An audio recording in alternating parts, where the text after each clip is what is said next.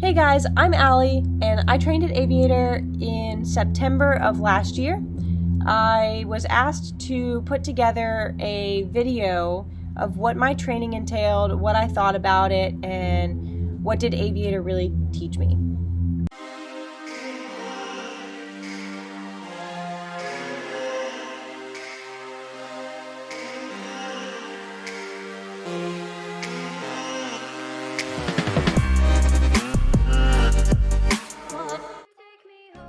So my training was just like everybody else's here at Aviator. The only catch was that I was actually employed at Aviator prior to learning how to fly. That being said, I walk in on Saturday morning and class starts just like every other class, and it's intros. I did not know that I was going to be in the class. Somebody had backed out earlier that morning and I got shoved into the class, and I was so glad that I did, but I was not mentally prepared. So we went around the room, we did our intros, we enjoyed our lunch break. Well, I didn't have lunch because I didn't know I was going to be in the class. So I ran, grabbed lunch, came back, and I was super excited, and we started doing book learning and getting all the ground school part of training in. Later that afternoon, we went into our kiting practice. I had been kiting a couple weeks prior just because I thought that was a really cool thing, and I knew that that was something that I was interested in. The flying part, I was not so sure about.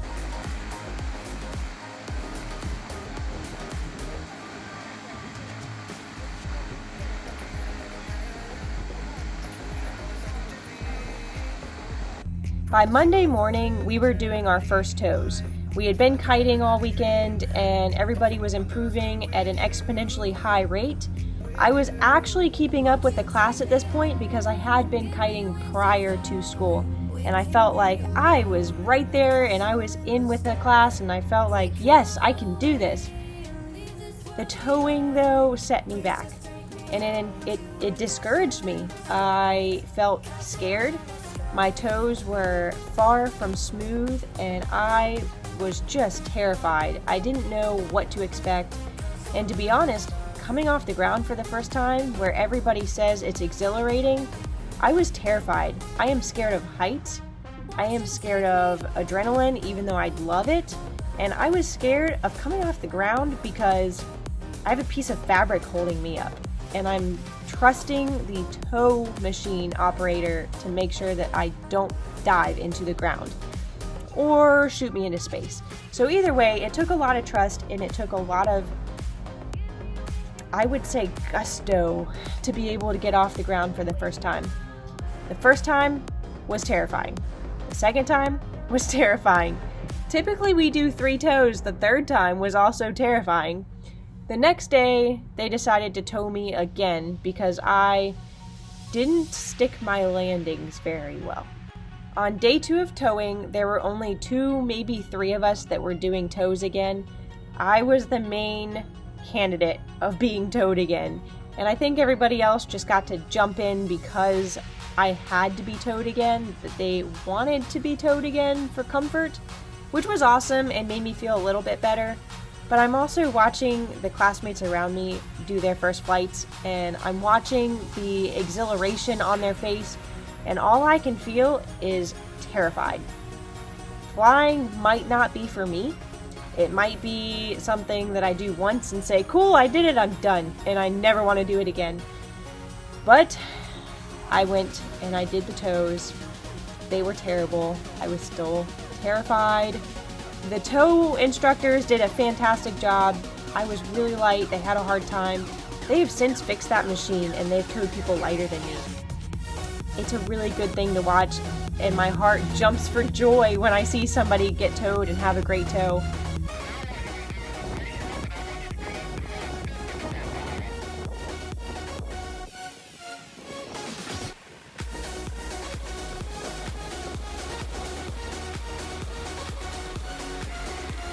So I headed to work right after my towing for the morning, finished the schoolwork, the book work, things of that sort. And during break, I came in and I came to work, and I hear people kind of chattering about, oh, your first flight should probably be tonight. I'm like, no, The instructors are going to help make sure that I'm comfortable carrying the motor and taxiing, things of that sort. My first run on the field was actually just a taxi. I had the wing over my head, I had power behind me, but it was just to get that feeling of, I can do this, I think I can do this. Later that afternoon, it was right before sunset, and I will never forget my first flight. As a matter of fact, I have goosebumps talking about it because it was beautiful. My first flight was right at sunset. AJ was my instructor for my first flight. He talked me into the sky, and the sky was a vibrant red that I have never seen before. And it might not be that I've never seen a red sky. It might just be that I had never seen a red sky to the extent that I had seen it that night. Alright, we got this. Doing We're okay? gonna have some fun here. You okay? We're gonna be a little more aggressive, launching that wing into the air. We'll slowly roll into that power a little bit sooner. But you're ready to go for this. I ran into the air. I walked onto power, and that's after running an entire football field or two because I refused to go to power. Run, keep coming, run, hold those A's, keep running, release those A's, there you go, sir, add some power, more power, lean back, add more power, go full power, move to full power, there you go, keep coming, that's right, full power, keep running, full power, all the way full power, squeeze the ball, all the way pressure, Woohoo! okay. All right. Full power. There you go, hold that power in. Good job, Alex. But as soon as AJ had convinced me to pull power, I was in the air. Before I knew it, I was circling back around. I don't remember what controls he had told me to do. I don't remember the turns. I don't remember anything about that flight. I remember him saying one thing though. Allie, look over to your right. Look at the sun. You're flying in the sun. You're flying in the sunset. And I will tell you that that memory is the most amazing thing that I had ever seen. And everything else in the whole entire world froze.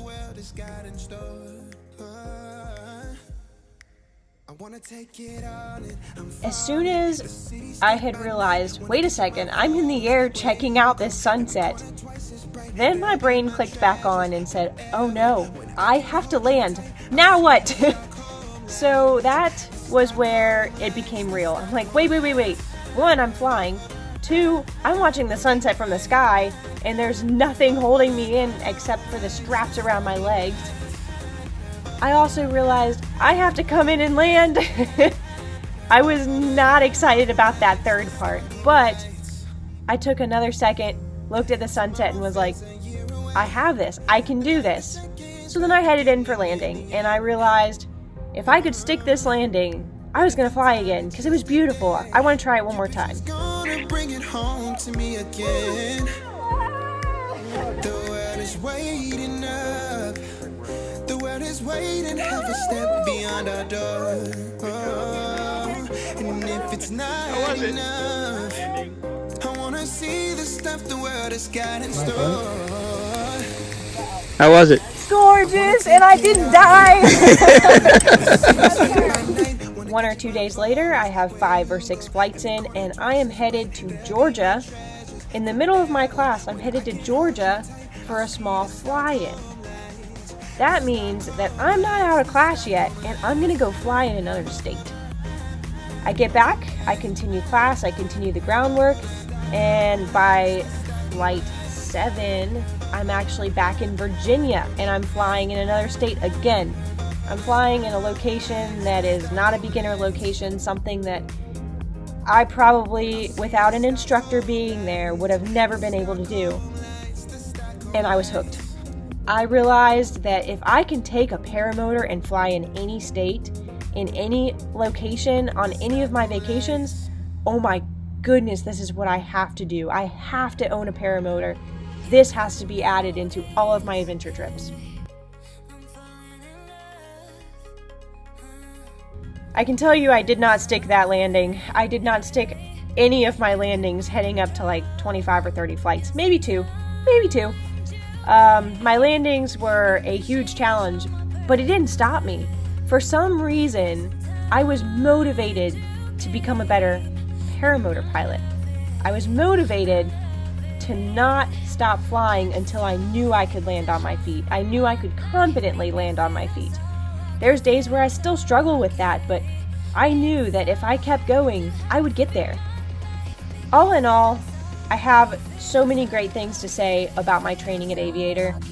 Granted, you have to remember, I worked here, and I was working during class, and I didn't get the full experience that I wish that I could have. I still am friends and talk to the people from my class all the time. They're great people. We bonded. We all face planted together. We all butt landed together. And for some reason, those face plants bring people together because you have to be modest about every single one of your actions. What was really nice is half of the people from my class, we still want to go visit. We still want to fly together. And not only do we talk about flying, we actually talk about our families. We talk about our adventures. We talk about, what did you eat for dinner tonight? Okay, that's typically a topic that I would bring up.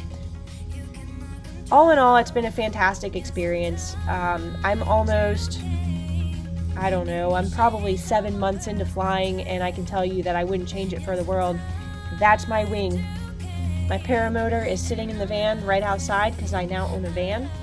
And I can tell you that every single one of my adventures, every single time that I drive somewhere, my view on topography has changed, my view on the weather has changed, and once you go into the sky one time, just once you're in the sky one time, you just can't stop looking up to the sky.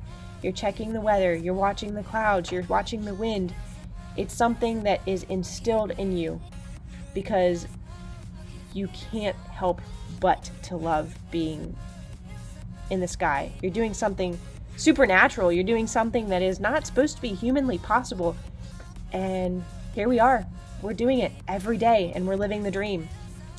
This is probably the most emotional video that I will ever be able to put out.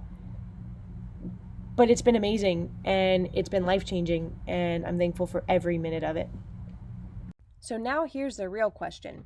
How did you get into paramotoring, and what made you decide to either love it or hate it? And are you still flying?